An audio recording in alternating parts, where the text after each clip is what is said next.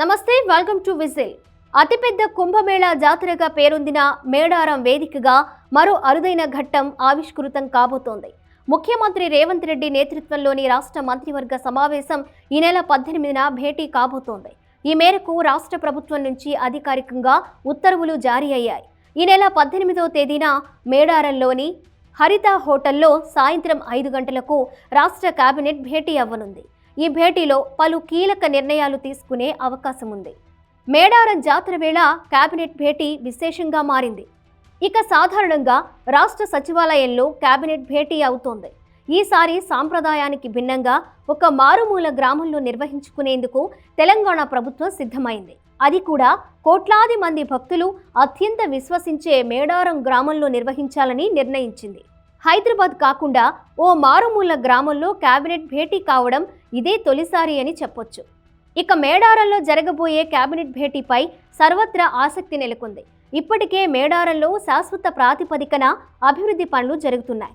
ఇందుకోసం భారీగానే నిధులు కేటాయించారు. అయితే కేబినెట్ భేటీలో మరిన్ని నిధులపై ప్రకటన ఏమైనా ఉంటుందా అనే చర్చ కూడా ఉంటుంది. అంతేకాకుండా రైతు భరోసా, హ్యామ్ రోడ్ల నిర్మాణం, మున్సిపల్ ఎన్నికలతో పాటు మరికొన్ని ముఖ్యమైన అంశాలు చర్చకొచ్చే అవకాశం ఉందని తెలుస్తోంది. ఇక మరోవైపు ఈ నెల 28న ప్రారంభం కానున్న సమ్మక్క సారక్క మహాజాతర ప్రారంభమై 31వ తేదీన ముగుస్తోంది. ఇక ఈ నెల 18న ముఖ్యమంత్రి రేవంత్ రెడ్డి వనదేవతలు సమ్మక్క సారక్కలను దర్శించుకునేందుకు మేడారం వెళ్తారు. 19న ఉదయం పలు అభివృద్ధి పనుల్ని ప్రారంభిస్తారు. రాష్ట్ర చరిత్రలో నిలిచిపోయేలా ఈ నెల 18న మేడారంలో రాష్ట్ర మంత్రివర్గ సమావేశం నిర్వహించనున్నట్లు మంత్రి పొంగులేటి ప్రకటించారు. ఉమ్మడి రాష్ట్రంలోనూ ఎన్నడూ లేని విధంగా హైదరాబాద్ వెలుపల కేబినెట్ భేటీ జరగడం ఇదే ప్రథమమని పేర్కొన్నారు. గత ప్రభుత్వంలా ఎన్నికల వేళ బొమ్మలు చూపడం మా అలవాటు కాదు. నిరంతరం ప్రజల మధ్య ఉంటూ పనిచేసే ప్రభుత్వం మాది అని స్పష్టం చేశారు.